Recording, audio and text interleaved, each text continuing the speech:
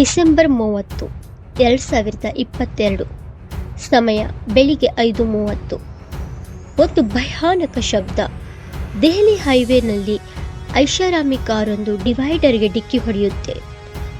ನೋಡುತ್ತಲೇ ಕಾರು ಬೆಂಕಿಯ ಉಂಡೆಯಾಗುತ್ತೆ.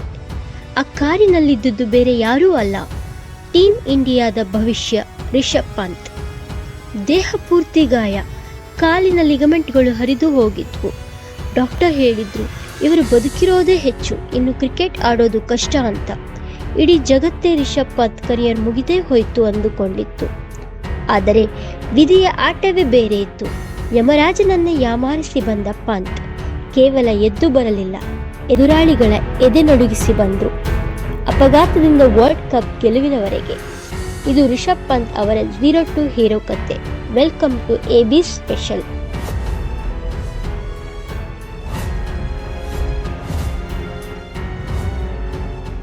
ಕತ್ತಲಾದ ಬದುಕು.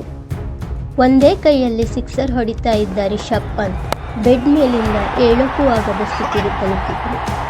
ಆಕ್ಸಿಡೆಂಟ್ ಆದಮೇಲೆ ಅವರ ಮೊಣಕಾಲು ಎಷ್ಟರ ಮಟ್ಟಿಗೆ ಜಖಂ ಆಗಿತ್ತು ಅಂದರೆ ಮೂಳೆಗಳು ಚುಚ್ಚಿಕೊಂಡು ಆಚೆ ಬಂದಿದ್ವು. ದಿನಾ ಲಕ್ಷಾಂತರ ಜನ ಜೈಕಾರ ಹಾಕ್ತಾ ಇದ್ರು. ಆದರೆ ಈಗ ಆಸ್ಪತ್ರೆಯ 4 ಗೋಡೆಗಳ ಮಧ್ಯೆ ಪಂತ್ ಒಬ್ಬಂಟಿಯಾಗಿದ್ರು. ಡಾಕ್ಟರ್ಸ್ ಹೇಳಿದ್ರು, ಪಂತ್ ನೀವು ಮತ್ತೆ ಕ್ರಿಕೆಟ್ ಆಡೋದು ಬಿಡಿ, ಸರಿಯಾಗಿ ನಡೆದ್ರೆ ಸಾಕು ಅಂತ. ಟೀಮ್ ಇಂಡಿಯಾ 2023 ವರ್ಲ್ಡ್ ಕಪ್ಗೆ ರೆಡಿಯಾಗ್ತಾ ಇತ್ತು. ಆದರೆ ಇತ್ತ ರಿಷಬ್ ಪಂತ್ ಪುಟ್ಟ ಮಗುವಿನ ಥರ ಮತ್ತೆ ನಡೆಯೋದನ್ನ ಕಲಿತಾ ಇದ್ರು. ಅವರೇ ಒಂದು ಸಂದರ್ಶನದಲ್ಲಿ ಹೇಳಿದ್ರು, ನನ್ನ ಬದುಕು ಇಲ್ಲಿಗೆ ಮುಗಿತು ಅಂತ ನನಗೆ ಅನಿಸ್ಬಿಟ್ಟಿತ್ತು ಅಂತ. ಛಲ ಬಿಡದ ತ್ರಿವಿಕ್ರಮ. ರಿಷಬ್ ಪಂತ್ ಸೋಲುವ ಕುದುರೆ ಆಗಿರಲಿಲ್ಲ. ಬೆಂಗಳೂರಿನ MCAನಲ್ಲಿ ಶುರುವಾಯಿತು ನೋವಿನ ಅಧ್ಯಾಯ. ರಿಹ್ಯಾಬ್ ಮಾಡಬೇಕಾದ್ರೆ ಎಷ್ಟು ನೋವಾಗಿತ್ತು ಅಂದರೆ ಪಂತ್ ಅವರ ಕಿರುಚಾಟ ಅಲ್ಲಿರೋರಿಗೆ ಕೇಳಿತ್ತು. ಆದರೂ ಅವರು ನಿಲ್ಲಿಸಿರ್ಲಿಲ್ಲ. ಜನ ಅಂದ್ರು ಇವರು ವಾಪಸ್ ಬಂದ್ರು ಮೊದಲಿನ ಥರ ಆಡಕ್ಕಾಗಲ್ಲ ಅಂತ. ಆದರೆ ಪಂತ್ ಮನಸ್ಸಲ್ಲಿ ಇದ್ದಿದ್ದು ಒಂದೇ ಗುರಿ, ಕಮ್ ಬ್ಯಾಕ್. ಬರೋಬ್ಬರಿ 14 ತಿಂಗಳು ನರಕವನ್ನೇ ನೋಡಿದ ಸ್ಪೈಡರ್ ಮ್ಯಾನ್ ಕೊನೆಗೂ ಎದ್ದು ಬಂದ್ರು. IPL 2024ರಲ್ಲಿ ಡೆಲ್ಲಿ ಕ್ಯಾಪಿಟಲ್ಸ್ ಜೆರ್ಸಿ ಹಾಕೊಂಡು ಅವರು ಮೈದಾನಕ್ಕೆ ಇಳಿದಾಗ ಇಡೀ ಸ್ಟೇಡಿಯಂ ಎದ್ದು ನಿಂತು ಚಪ್ಪಾಳೆ ತಟ್ಟಿತ್ತು. ವಿಶ್ವಕಪ್ ಮತ್ತು ತಂತ್ರ. 2024ರ T20 world cup final. South Africa ಗೆಲ್ಲೋ ಹಂತದಲ್ಲಿತ್ತು. ಕ್ಲಾಸೆನ್ ಅಬ್ಬರಿಸ್ತಾ ಇದ್ರು. ಮ್ಯಾಚ್ ಕೈಜಾರಿ ಹೋಗ್ತಾ ಇತ್ತು. ಆವಾಗ ರಿಷಬ್ ಪಂತ್ ಒಂದು ತಂತ್ರ ಮಾಡಿದ್ರು. ರೋಹಿತ್ ಶರ್ಮಾ ಹೇಳಿದ ಹಾಗೆ ಪಂತ್ ತಮ್ಮ ಕಾಲಿಗೆ ಪೆಟ್ಟಾದ ಹಾಗೆ ನಾಟಕ ಆಡಿ ಮ್ಯಾಚ್ ಅನ್ನ 2 ನಿಮಿಷ ನಿಲ್ಲಿಸಿದ್ರು.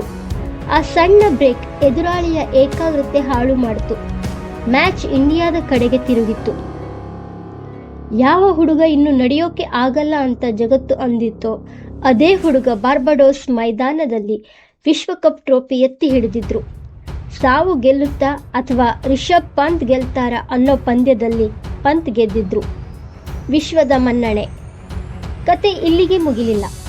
ಜಗತ್ತಿನ ಅತ್ಯಂತ ಶ್ರೇಷ್ಠ ಪ್ರಶಸ್ತಿ ಲಾರಿಯಸ್ ಅವಾರ್ಡ್ಗೆ ರಿಷಬ್ ಪಂತ್ ನಾಮಿನೇಟ್ ಆಗಿದ್ದಾರೆ.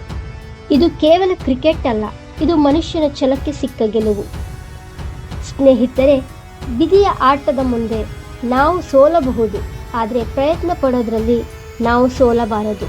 We might lose before fate's game, but we should never lose in trying.